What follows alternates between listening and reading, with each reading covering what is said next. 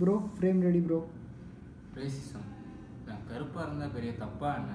இந்த சொசைட்டி நம்ம எப்படி மாற்றி வச்சுருக்குன்னா, வெள்ளத்தோடு இருந்தால் வெறும் அழகணும், கருப்பு தோல் இருந்தால் அசிங்கம்னு தான் எல்லோரும் நினச்சிட்டு இருக்கோம்.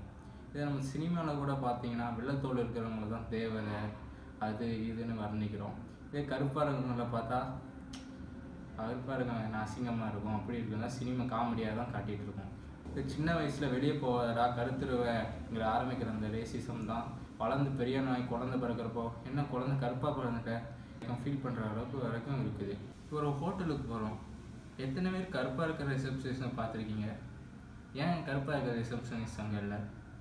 ஏன் வெள்ளையாக இருக்கிறவங்க மட்டும் ரிசப்ஷனிஸ்டாக தேர்ந்தெடுக்கிறாங்க? இதெல்லாம் நீங்கள் யோசிச்சிங்களா? என்னை பொறுத்த வரைக்கும் பார்வை இல்லாதவங்க எது உண்மையான அழகுன்னு நினைக்கிறாங்களோ அதுதான் உண்மையான அழகு.